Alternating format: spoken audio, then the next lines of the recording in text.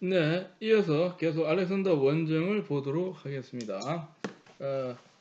계속 보겠습니다. 거기 15권, 16권에 보게 되는데 플루타르크 영웅전이죠, 그죠? 알렉산더 전기에서 헬레스폰트 강을 갖다 걷느냐 마느냐. 헬레스폰트를 건너온 알렉산더가 그 앞에 그라니쿠스 강이 굉장히 험하다고 해서 주변 사람들이 만류를 했을 때 아니다, 건너야 된다 하면서 헬레스폰트와 같은 바다를 건너온 사람이 조그만 강 앞에서 주저한다면은 헬레스폰트를 못 오가는 것이다, 뭐 이런 식으로 해갖고 건너려고 하는 그 대목이 나옵니다. 계속해서 무슨 말이 나오냐면 at once plunged into the stream with 이렇게 해가지고는 즉시 그는 강물에다가 몸을 담그고 한 발짝씩 나가는 거죠. with 13 squadron of cavalry, 자 13개 부대의 기병단과 함께 건너기 시작하는 겁니다. It seemed the act of a desperate madman rather than of a general to ride thus through a rapid river on the storm of missiles toward a steep bank where every position of advantage was occupied by armed men. 자, 이게 이제 아주 기가 막힌 묘사인데요. 그것은 뭐와 같았냐면은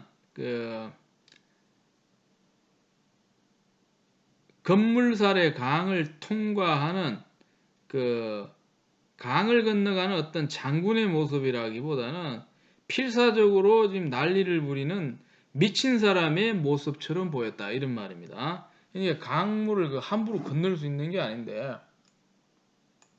너무 무모한 짓을 하더라라고 하는 걸 갖다가 매드맨이라고 말합니다. 미친놈이다, 이렇게. 장군의 모습이 아니다 하는 거죠. 왜냐하면은 그렇게 위에서 밑으로 쳐올라가니까 강을 밟고 쳐올라가는데 위에서 뭐라고 했냐면 under a storm of missiles. 자, 미슬이 뭐냐? 미사일이 뭐 여러분 깜짝 놀라요. 아니 그때가 언제인데 무슨 미사일 쏜다냐. 이제 그게 아니고 미사일 두 개인데 옛날 텍스트에서는 우리가 말 로켓을 말하는 게 아니고 사람이 집어 던지는 도구가 미사일이에요. 투석기라고 말합니다. 미사일이 투석기가 좋습니다. 2500년 전에 무슨 미사일 발명된 거는 기껏해야 100년 상관이 지금부터 미사일입니다. 미사일스. 그래서 고대어에서는 투석기고 현대어에서는 그대로 로켓입니다. 로켓이기 때문에 폭탄 터지는 거 아닙니까? 날아가는 거죠, 그죠? 그래서 우리는 봤을 때 여기 미슬이라고 하는 거는 투석기를 위에서 하여튼 집어던질 수 있는 모든 걸 막 집어던져요. 그러니까 이거는 무모한 짓이에요. 병력 소모만 될 수 있는데 알렉산더 여기 도전한 사람이에요. 놀라운 겁니다. 하여튼 조금 손해보더라도 목적을 해서 전반적으로 종합적으로 판단했을 때에 승리한다 그러면 무조건 밀어붙입니다. 이 사람은 이게 특징인데, 그래서 본인도 부상도 자주 당하는데 이게 목적을 위해서는 뭐든지 다 하는데 놀라운 건 본인이 앞장서기 때문에 모범이 되는 거예요. 이 돌격 앞으로 하는데 자기는 안 가고 남들 보고 먼저 가라고 윽박 지르면 그건 진전쟁입니다. 왜냐하면 권위가 없거든요. 돌격 앞으로 하고는 지휘관이 앞으로 나가야 돼요. 그걸 잘해야 되는데 그걸 잘한 사람이 알렉산더 대왕이거든요. 그래서 위에서 투석기를 갖다가 마구 뿌리고 있는데도 이 말이죠. Under a storm of missiles. 폭풍을 치듯이 투석기가 쏟아지는 속에서 건물사를 통해서 마구 차고 올라가는 장군이라기보다는 필사적으로 한가하는 미친놈의 행태를 하고 있었다. 이렇게 이제 원문에 나와요. 그러고 난 다음에 어디를 향해 가파른 언덕을 향해서 쫙 올라가는 거예요. 가파른 언덕. A steep bank. 가파른 뚝을 향해서 쫙 지금 올라가요. 그러니까 이게 이제 그림 그려지는 게 잘 안 되는데 강이 어떻게 되냐면 위에서 밑으로 흐르는데 그 하류에서 상류로 올라가는 거예요. 그러고 난 다음에 위에서는 막 집어던지고 있는 그런 형국이란 말이죠. 그렇게 이해를 해요. 그러니까 가파른 강둑을 향해서 쭉 올라가고 있다 이 말이에요. 그러고 난 다음에 모든 그 위치상의 이점들이 어떻게 됩니까? 무장한 상대편 군대에 점유되어 있었다는 거죠. 올라가는 쪽은 불리하고 막는 쪽이 유리하게끔 되는데 이걸 그라니쿠스 강 전투에서 행했기 때문에 알렉산더의 이 위대함이 이제 결과적으로 이겼기 때문에 이제 입증된 그런 모습이다. He, however, gained farther shore and made good his footing there, although with a great difficulty on account of the slippery mud. 그런데 그는 그 멀리 있는 강가를 갖다가 결국 차지했다 이 말이죠. 그리고는 그의 서 있는 곳을 갖다가 자기 것으로 만들고 비록 엄청난 어려움이 있어서 미끌미끌한 이 흙을 갖다가 밟고 나가야 했지만 이런 말입니다. As soon as he had crossed. 그가 이제 그 강을 건너자마자 driven away those who had passed his pathway. 그의 행로의 맞은편에 있던 자들을 내몰아냈고 he was charged by a mass of the enemy. 그런데 그는 엄청나게 많은 적의 공격을 받았고 forced to fight, pell-mell 쭉쭉쭉 나오는데 그 이유는 시간 관계상 생략. 이런 식으로 해서 그라니쿠스 강이라고 하는 지형적으로 엄청나게 불리한 그런 전투를 성공적으로 이끌어낸 알렉산더의 모습을 보면서 이제 서서히 현지에서 맞받아쳐야 되는 페르시아 군대는 겁을 집어먹게 된. 그래서 이 페르시아 왕도 장기전을 각오를 해. 그래서 막바로 대응해서는 안 된다는 결론이 돼. 네, 그래 됐어요. 그래서 이제 5월 달에 이제 행군해갖고 이제 헬레스폰트를 몇 월에 넘었는지 잘 모르겠는데 그렇게 오래 걸리지는 않았을 거예요. 그리고 그라니쿠스 전부 초기입니다. 초기에 이제 전쟁이 벌어지고 여기도 대성을 하고 다시 이제 우리가 갖고 있는 문서 여기 이 텍스트로 5페이지인가요? 여기 가게 되면은 그 종교적인 의식을 이제 거행하죠. 그라니쿠스에서. 그러니까 승리해서 감사합니다. 이것도 할 줄 알아야 되죠. 그러니까 알렉산더가 굉장히 머리가 좋은 게 이 사람이 전쟁 광적으로 정말 전쟁의 어떤 전형적인 무사로서 하는데 이 폴리티컬한 머리가 굉장히 뛰어난데 종교적으로 어떻게 해야 되는지 너무 잘 알아요. 그래서 어떤 나라 가더라도 그 종교를 갖다가 일단 인정을 하고 그죠. 그 백성들의 민심을 사로잡는 귀재입니다. 굉장히 잘하는 사람인데 페르시아 지역도 그거 잘했다고 그러죠. 예, 이걸 굉장히 잘해야 됩니다. 예. 그래갖고는 이제 종교적 의식을 거행해서 승리하게 해줬다고 고맙다고 생각하고 패전한 지역의 주민들은 어떻게 되냐면 가만히 놔두면 좀 찝찝하잖아요. 마케도니아에 보내는 거 노예로. 이건 뭐 어떻게 돼요? 마케도니아도 자기를 믿고 반란을 못 일으키죠. 우리 왕이 가갖고 노예를 잡아서 보내네 하면 어떻게 돼요? 반란 하려가도 겁나겠죠, 그죠? 와 대단하구나 이런 생각을 하니까 일거양득이지, 그죠? 그런데 현지에는 그 있는 애들을 가만히 놔두면 나중에 또 반란을 일으킬 수 있으니까 그냥 집어서 버려. 전쟁 끝나면 노예된다고 아까 패배할 때 얘기를 했는데 그런 식으로 해가지고 이제 양쪽을 다 겨냥하면서 나아가고 있습니다. 이래서 이제 원정의 사기를 확보하게 되고 334년 5월에 이제 시작된 원정이 진행되면서 이 아나톨리아 해안, 제가 말한 소아시아 해안 위에서 밑으로 이렇게 내려가는데 여기 보게 되면 지도를 보면 이제 아까 23번을 보라 제가 말씀드렸는데 여기 보게 되면은 이 밑으로 이렇게 내려간다면 소아시아를 밑으로 보이지가 않네요. 그래갖고 쭉 가다가 제일 밑에부터 해서 위로 다시 한번 쭉 올라가 다시 밑으로 내려가는 요 형상이 초기의 행군로다 이 말입니다. 그래서 이거 참 이제 파워포인트를 같이 보고 해야 되는데 이게 안 되니 답답하긴 한데요. 그래서 소아시아에 내려와서 요렇게 해가지고 요렇게 간다. 자, 여러분 잘 보세요. 여기 좀 나와 있는 요거 여기에 이제 헬레스폰트 건너오자마자 나와서 쭉 내려가는 것 여기가 소아시아 해안 따고 쭉 내려갔다는 거죠. 그리고 다시 한번 쭉 올라 여기서 다시 한번 밑으로 내려가는 이런 식의 행군로를 갖다가 거치고 있다 이 말입니다. 그라니쿠스강 전투가 이제 끝나면서 그럼 그라니쿠스는 어디쯤 있을까요? 이런 물어보면 뭐라고 하긴 그런데 여기서 와서 밑으로 내려가서 전투를 했으니까 대충 여기 안에 어디 될 거예요. 그라니쿠스가 여기 안에 어디 돼. 이렇게까지 내려가는 데는 334년 지나면서 여름 가을에 쭉 이렇게 내려갈 것이라고 우리가 예측을 할 수가 있다. 자, 그래서 이제 원만히 행군하는데 밀레투스하고 할리카르나소스는 좀 큰 땅이죠, 그죠? 도시인데 여기에서는 저항이 있습니다. 자, 밀레투스는 전통적으로 이런 어떤 기질이 강하고 페르시아 지배당할 때도 우리가 페르시아 전쟁 이전에 배경사를 하게 되면 거기 이름 뭡니까? 아리스타고라스가 밀레투스에서 반란 일으키고 그 얘기 나오는데 그래서 함부로 순응하는 그런 지역은 아니고요. 할리카르나소스도 남쪽에 있는데 전 궁금하면 대충 여기 좀 있다고 보면 돼요. 할리카르나소스가 한 이 정도 있습니다. 그러니까 남쪽입니다. 남쪽이 완전 남쪽도 아니고 이게 중간쯤 되면 여기쯤에 할리카르나소스가 있는데 여기 유명한 헤로도투스가 태어난 땅이 할리카르나소스입니다. 페르시아 전쟁을 기술했던 역사의 아버지 헤로도투스의 고향이 할리카르나소스다.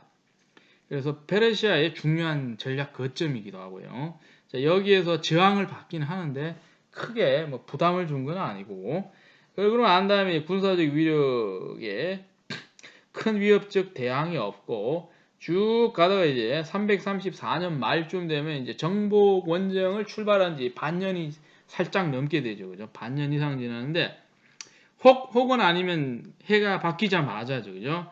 어디까지 가냐면 고로디온까지 간대. 고로디온이 어디냐면요. 깜짝 놀라요. 지금 터키 한복판 정도 되는데 여기가 고로디온이에요. 고로디온. 깜짝 놀라야죠. 고르디온이 여기에서 방향을 딴 데로 튼다는 거죠. 고르디온이 이게 언제라고요? 반년밖에 안 지났대. 364 이거 왜 안 돼? 334년 말에서 아니면은 333년 초에 여기까지 가니까 펠라에서 출발해서 이게 이렇게 되면 이동 거리만 따져도 좋기 2,000km 가까이 됩니다. 2,000km 정도.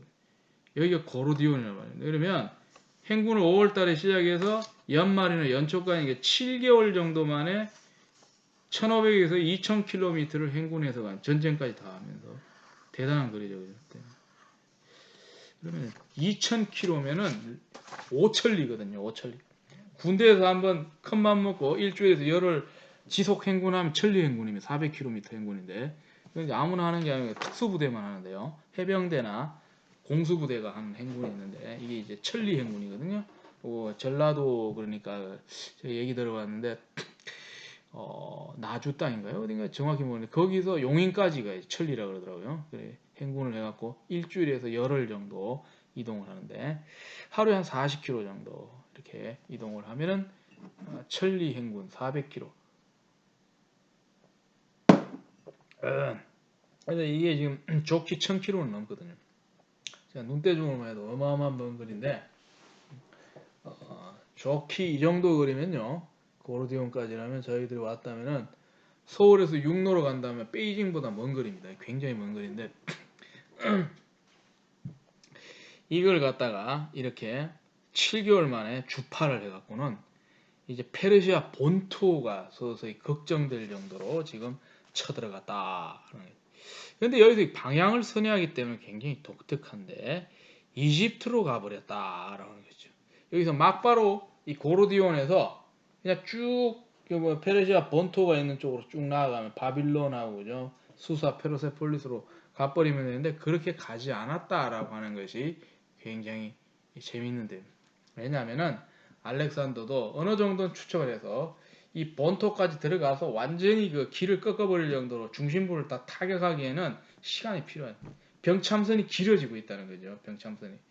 우리 병참선 얘기를 많이 하는데 6.25 전쟁 때도 마찬가지인 것이 북한도 마찬가지 병참이 문제고 우리가 기세가 좋아서 위로 쳐 올라갈 때도 병참이 문제인 게 병참선이 길어진 시간을 최소화하고 가야 되기 때문에 늘 그게 작전 짤 때는 핵심이라는 거죠. 병참이 음식하고 무기하고 피복 이게 보급이 돼야 되는데 이게 가까이 있으면 참 좋은데 멀리서 이렇게 올 때는 어떻게 이 많은 심사숙고를 해야 된다는 그런 얘기인데요. 자 그래서 이제 알렉산더로서는 이 페르시아가 아직까지 본격적으로 전면전을 행해오지 않았기 때문에 이건 언젠가는 한번 붙어야 된다는 생각을 하면서 어느 정도 시간을 좀 필요해요. 근데 알렉산드로는 만족했을 것이 처음 가갖고 별로 뭐 이렇게 진 게 잘 없어요. 그리고 그냥 원하는 대로 다 뚫고 나가버려요. 그렇기 때문에 이 정도 선에서 길게 내다보고 한 번 쉴 필요가 있는 거죠. 그래서 행선지를 이집트로 돌린 것은 여러모로 아마 필요한 선택이지 않았는가 하는 게. 이집트는 예나 지금이나 여러분 중요한 게 뭐냐면요. 이게 음식을 공급할 수 있는 이게 쉽게 말해서 곡창이라는 거예요. 곡창. 나일강을 타고 어마어마한 본국에서 양식 조달하는 건 이제 힘들어지는 거예요. 시간도 많이 걸리고 현장 조달이 중요해요. 곡창지대라는 거예요. 곡창지대. 이 곡창지대를 가지고서 우리가 이제 얘기를. 그래서 여기 가갖고 이집트의 나일강을 끼고 농사지어서 쉽게 말해서 뭐라 그럽니까? 뭐 쌀도 나오고 보리도 나오고 뭐 나오고 과일도 나오고 뭐 이렇게 다 이걸 갖다 심지어는 이제 물고기까지 다. 이런 걸 갖다가 이제 공급받을 필요성. 그리고 이집트로 한번 들어감으로써 이집트를 이제 베이스 캠프로 칠 수가 있죠. 거기다가 쉽게 말해서 앞으로 후방을 해가지고는 거기서 직접 조달하게 그쪽을 만들 필요가 있는 거죠. 그래 갖고는 이제 거기를 장악할 필요가 있죠. 그죠? 그래서 이제 과감하게 너무 힘 빼서 들어가기는 위험하니까 아무래도 알렉산더도 알고 있는 게 페르시아는 병력이 많다라고 하는 거예요. 그래서 이 병력을 많은 걸 고려를 해야 되기 때문에 단기전에서는 뭐 단타법으로 가능한데 장기전에서는 수가 적은 애들이 한번 크게 죽고 나면 끝나는 거예요. 돌아가야 됩니다. 그래서 이집트로 들어갈 수밖에 없는 그런 상황이라고 생각이 됩니다. 그래서 방향을 의외로 틀어버려 가지고 여기 보세요. 틀었다는 거죠. 제가 얘기하는 건 여기서 이렇게 쭉 나가면 되는데 이렇게 해갖고 이집트가 여기 일로 내려갔다라고 하는 거 이거 굉장히 중요하다 이렇게 얘기를 할 수. 자 이런 속에서 이제 333년 넘어가서 연초에 이제 페르시아는 작전을 짜는데 전형적으로 많이 써먹는 작전이 그리스 내부에서 적어도 지금 전쟁하고 있는 이 마케도니아나 옛날 같으면 뭐 스파르타나 아테네나 이런 자들의 불만을 짓는 세력을 찾아내서 연대하는 작전을 전통적으로 써먹단 말이에요. 이간 작전이에요. 이간 작전. 예. 이걸 이제 써먹는 거죠. 이제 물밀듯이 쳐들어오니까 깜짝 놀란 거 아닙니까, 그죠? 그래서 페르시아의 전형적인 이간 작전이 나오는데, 그래서 스파르타를 끌어들인다. 아무래도 이제 맹주인 마케도니아의 알렉산더가 비워진 자리니까 지금 실세는 스파르타로 보는 거고요. 스파르타를 끌어들여서 알렉산더 뒤가 찝찝하게 해서 함부로 못 오도록 진공을 막는 작전.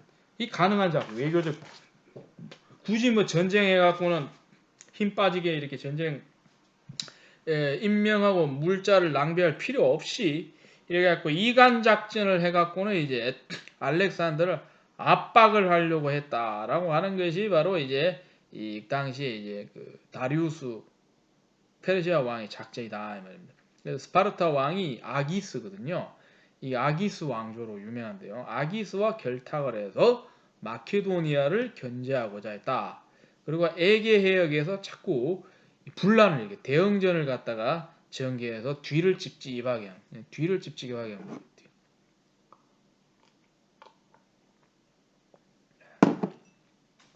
음. 6.25 전쟁도 마찬가지인 게 북한이 그걸 알거든요. 그러니까 제가 여러 번 얘기하는데 처음에 작전대로 잘 돼서 자기들 계획보다 빠르게 남쪽을 내려가는데 속도가 굉장히 좋았어요. 그래갖고는 이제 북한이 거의 이제 이 남쪽 영토를 다 남한 영토를 다 차지할 뻔했는데 북한이 늘 두려워했던 게 뭐냐면 소문은 자꾸 납니다. 왜냐하면 자기들도 바보가 아닌 이상 병참선이 길어졌기 때문에 허를 한 군데 찌를 거라고 자꾸 생각했다는 거죠. 연합군으로서는 단기적으로 빨리 반전을 일으킬 수 있는 것은 많은 병력을 북한군이 꼼짝 못하는 그 어떤 항구에다 상륙해서 뒤를 치는 것일 거라고는 알고 있어요. 그래갖고 그걸 알려고 수많은 노력을 했는데 정확히 인천인지 몰랐기 때문에 결국 한 대 먹었게 돼요. 여러 가지 후보지가 있었는데 원산을 많이 그 당시에 공격한다라고 생각했대요. 원산 아시죠, 그죠? 함경남도의 중요한 공업도시고, 근데 인천은 의심을 했던 게 조수 간만의 차가 엄청나게 심한 데기 때문에 상륙하기에 엄청나게 부적격한 땅이 인천이었다는 거죠. 인천. 그래서 그쪽을 메가드한테 보고했던 많은 사람들이 여기는 위치상은 좋은데 실제로는 상륙하기는 엄청나게 부적격하니까 이건 하지 말자라고 수많은 사람들이 얘기를 했는데 여기만큼 좋은 데가 없는 건 맞죠. 왜냐하면 서울 탈환하는데 금방 끝나버리죠. 그죠? 인천 넘으면 서울 바로 옆에. 그러고 난 막바로 최단거리로 평양을 향해서 진격할 수 있고 원산 하면 좀 어색한 측면이 있거든요. 그래서 허를 찌르고 원산이 아니고 인천을 상륙을 했는데 이 스파르타 왕을 끌어들여서 대응전을 자꾸 실시를 해갖고는 이 알렉산더 뒤를 찝찝하게 이렇게 얘기해.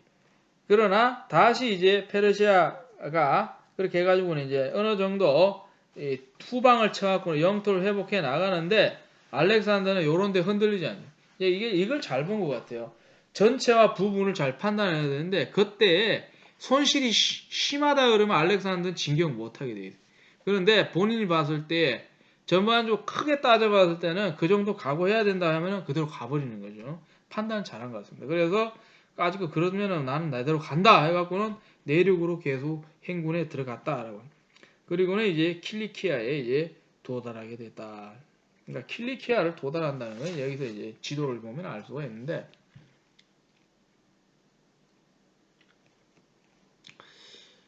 지중해 쪽으로 해가지고 쭉 보시면 이수스라고 하는 그 도시 이름 나오는데 그 부근의 긴 땅을 갖다가 전체적으로 킬리키아라고 얘기해요.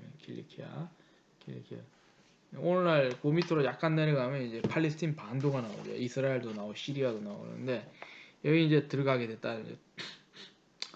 이었고 향후 전투 수행에 있어서 분수령이 될 매우 중대한 전투 앞에 서게 되었으니 이것이 바로 역사의 길이 빛나는 알렉산더의 대성을 이루었던, 즉 알렉산더가 페르시아하고 했던 전쟁 중에 큰 게 두 개가 있는데 그 첫 번째가 바로 333년 10월 달에 벌어졌던, 그가 원정을 떠나서 1년 반 만에 드디어 제대로 페르시아 정규군 엄청나게 많은 군대하고 한판 붙게 됩니다.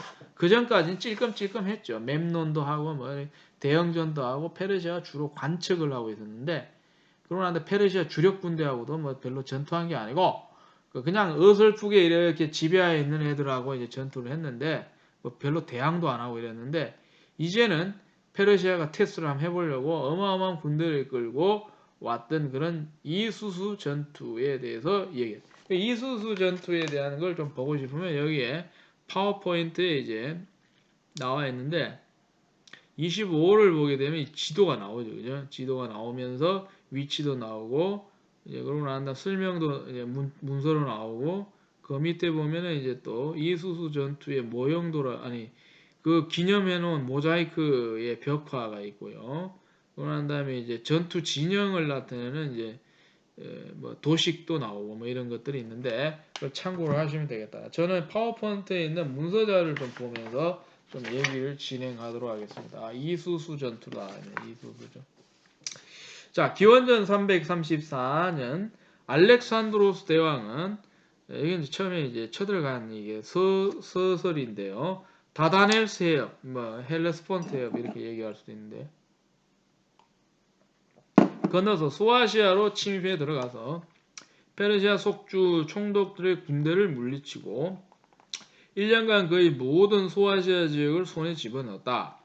페르시아 제국의 황제 다리우스 3세는 페르시아 내부에서부터 군대를 끌어모아 반격을 준비하였고 이 소식을 들은 알렉산드로스는 파르미니온을 먼저 보내 이소스를 지키게 하였다.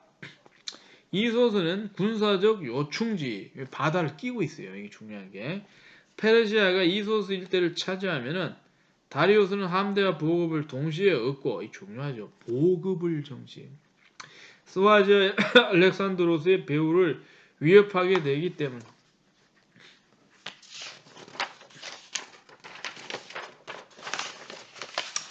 다리우스는 파르메니온이 요나의 길목, 이제 행군노상의 중요한 그 위치가 되는 곳이 되는데 있는 것을 알고 대군을 이끌고 시리아에서 우회하여서 북쪽에서 이수스 평원으로 진격했고 이수스를 먼저 저항 없이 차지해버려요. 처음에는 페르시아가 병력의 우세를 갖다가 등에 업고 잘 풀리는 것처럼 보이는데요. 그는 남겨진 알렉산드로스의 부상병의 손을 모두 자르고 굉장히 잔인하게 했다고 하죠. 남쪽으로 내려왔는데 이때 자신이 마케도니아군의 보급로를 차단한 것을 알게 되었다. 알렉산더는 이제 조금 위기에 빠지게 되는데 흩어져 있는 병사를 끌어모아서 남쪽에서 파르메니온하고 합세를 했다라고. 그래갖고는 이제 전을 가다듬어서 페르시아하고 제대로 된 한판을 하게 되는 것이다. 양쪽 군대 병력에 대해 현대 연구자들은 대략 이렇게 보는데 페르시아 군에 대한 규모는 과장이 되어 있다고는 하나 페르시아 군대가 아주 많았다라고는 보는 것이다. 페르시아는 경보병이 6만 3천, 페르시아의 그 불사부대라 해서 우리가 말하는 이 특수부대, 최정예 부대라 이게. 예? 그래서 이모탈이라고 얘기했죠, 그죠? 페르시아는 불사부대라 해서 불사조다. 불사조는 우리나라 군대에서 많이 쓰는 그런 군대 중요한 그런 부대 이름이 있다. 예전에 특공부대가 불사조였는데 이 불사부대다. 이게 이제 불사는 안 죽는다 이 말하는 거죠. 불사부대. 이모탈이다. 페르시아의 정예부대를 갖다 이모탈 부대다. 이거죠. 우리나라의 정예부대는 보통 공수부대를 말하는데요. 이 이제 이모탈이다. 불사다. 안 죽는다. 불멸부대다. 그래서 여기서 나온 알다시피 여러분들 그리스에서 나온 개념인데 죽지 않는 새 피닉스죠. 피닉스. 불사조다. 그래서 미국의 어떤 농구팀 이름이 트레이드 마크가 피닉스 아닙니까? 그죠? 피닉스. 불사조다. 그리스 신화에 나오는 죽지 않는 새. 동양 신화에는 봉황이고 봉황은 대통령이 앉는 자리에 그려져 있는 새가 봉황이에요. 옛날에 왕이 이렇게 어포를 입으면 이걸 뭐라 왕이 입는 옷이죠. 그게 봉황이 그려져 있는 거. 임종을 봉황으로 또 묘사하기도 하고. 그래서 이제 불사 부대가 이제 1만 명이 있고 그리스에서 잡아왔는지 아니면 용병을 데려왔는데 그리스계 부대를 10,000명씩 가지고 있고 그리고 기병이 무려 11,000명이다. 자, 마케도니아는 경장보병이 13,000이니까 페르시아 병력 대비하게 되면은 13,000이니까 26,000 예, 4분의 1도 안 되는데요. 경보병 비율이. 그리고 중장보병은 22,000이고 그 대신 페르시아는 중장이 또 없어요. 중장보병이라고 하는. 그 대신 빌려 갖고 온 그리스 중장이 또 많이 기병이 5,850으로 나오고요. 기병도 페르시아의 절반밖에 안 되고요. 그래서 여러모로 불리한 상황에서 전투를 하게 됐다. 이렇게 이제 우리가 추측을 하게 됩니다. 자세한 내용은 이렇게 또 나오는데 굉장히 자세합니다. 여기 보세요. 이게 위키피디아 정보를 지금 가져온 것인데요. 다리우스의 군대는 좁은 해안가에 진을 쳤고 중앙에 가까이 말뚝을 박아서 적을 저지하려고 했다. 그러니까 중앙 강가에다가 적이 막 쳐들어오면 말뚝 박으면 자빠지잖아요. 그죠? 그래갖고 나름대로는 어마어마하게 이 전쟁 준비를 했다라고 하는. 다리우스는 그 자신이 중앙의 뒤쪽에다가 딱 포진하고 있어요. 그리고 그 앞에는 그리스인들로 구성된 중장보병과 페르시아 보병을 배치를 해갖고 기병은 우익을 맡아서 타격대로 배치했다. 왼편 산길석에는 경보병 한 부대를 배치하여 알렉산더의 배후를 치려고 하였다. 반면 알렉산더는 그의 최정예 부대, 그 콤파니아, 캄피오네, 콤파니언 부대라 가지고 영어의 챔피언이란 말의 원조가 그리스에서 나오는데 콤파니온 이 챔피언입니다. 승리자란 말이에요. 승리자. 자, 콤파니온. 영어에서는 뭐라고요? 챔피언. 승리자. 권투에서 챔피언이 뭡니까? 타이틀 갖고 있는 사람. 넘버원이죠. 넘버원이 말이에요. 챔피언.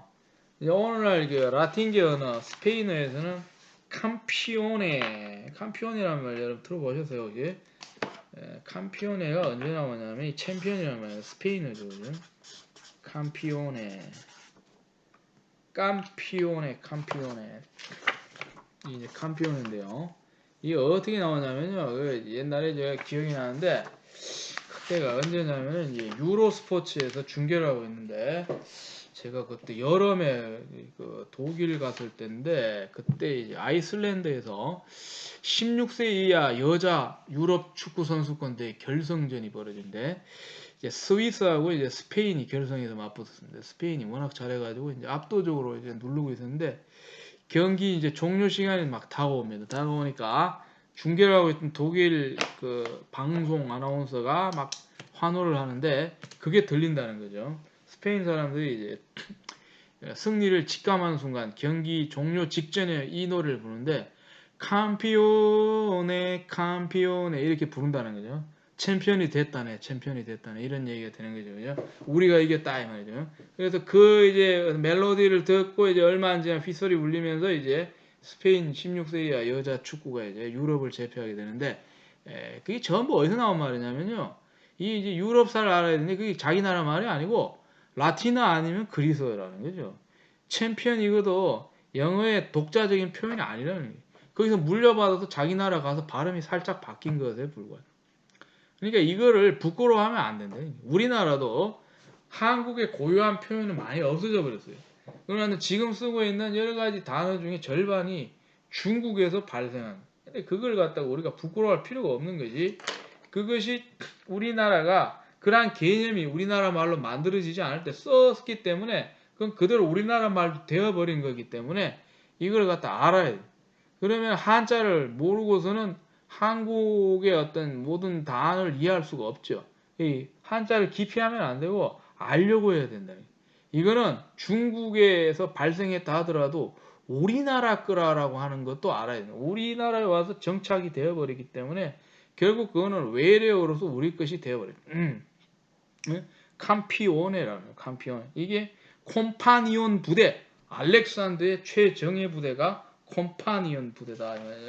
그래서 그는 콤파니온 기병대를 갖다가 직접 지휘하여서 오른쪽 날개를 맡고 그러나 테살리아 연합군 기병을 우익에 집중했다. 자익 우익을 알죠, 그죠? 그러니까 좌측 날개 좌익수, 우측 날개 우익수. 자기는 뭐 어디 해갖고는 쫙 쳐들어간다 이런 얘기 아닙니까, 그죠? 자, 그러고 난 다음에 중앙은 파르메니온이 이끄는 후방을 책임진다고 하는 파르메니온이 이끄는 팔랑크스. 제가 뭐 한번 얘기한 적이 있는데 알고 싶은 사람 이거 보면 돼요. 팔랑크스가 제일 파워포인트 뒤에 있는데 그림도 나와 있습니다만은 이 밀집 방진이다 이런 말이에요. 여기 보면 62번에 나오죠. 그죠? 그림이 나와 있죠. 그림이 나와 있고 창과 방패로 이루어져 있는 진을 스크럼을 짜는 하나의 방식인데 5대 그리스의 주력 병력으로 무장한 호플리테스로 구성되면서 보병 방진의 대명사로 꼽히고 있고 방패와 창을 든 다수의 병사를 밀집 대형으로 배치해서 근접전을 벌인다. 이게 이제 그리스 승리의 원동력이고 후대로 가게 되면은 로마가 또 수입을 해서 해외 전쟁에서 혁혁한 전공을 거두어 올리는데 이게 바로 팔랑크스다. 밀집 방진이다. 이렇게. 자, 그래 갖고는 이제 이 어떤 효과가 있느냐? 이는 바다를 옆에 끼고 있는 전장의 특성상 좌익과 우익의 기병을 고루 분배할 경우 바다에 면한 좌익의 움직임을 방해할 우려가 있다는 알렉산더의 판단에 의한 것이다. 전투는 항상 격동인 상태에서. 좋죠. 격동. 이걸 뭐라 하냐면은 라틴어로 그 단어가 생각이 안 나는데 이 격동 상태라 그러네. 임페투란 말이 있는데요. 임페투스란 말이죠. 라틴어에도 이런 말인데 임페투라고 하는데요. 이 임페투라는 격동 속에서 벌어진 이 격동을 좋아하는 사람이 알렉산더. 그러고 난 다음에 카르타고의 유명한 장군 한니발 장군. 격동인 상태에서 했기 때문에 로마가 패전을 많이 하고는 분석에 들어가는데 한니발은 우회하고 자꾸 게릴라전으로 해야지 정면 승부하면 그 사람이 너무 좋아하기 때문에 이길 수가 없다라고 결론이 나요. 그래서 알렉산더는 격동인 상태에서 적을 끊임없이 많은 수고와 희생을 거쳐서 공격을 해서 무너뜨릴 때까지, 끝날 때까지 쳐버리는 거죠. 그래서 적을 무너뜨리는, 이렇게 말해서 그 몸으로 때우는 그런 작전인데요. 격동인 상태에서 작전을 펴고 있다.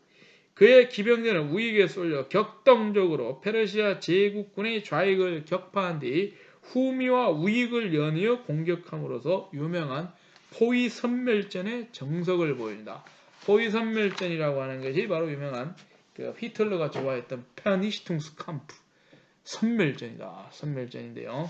자, 그래갖고 이제 그 다음에 나온 내용을 한 번 더 읽어야 돼요. 오늘 시간이 없어가지고 요거는 다음 시간에 계속 하도록 하겠습니다. 오늘은 여기까지 했고요. 다음 시간 알렉산더 남은 원정을 계속 하도록 하겠습니다. 감사합니다.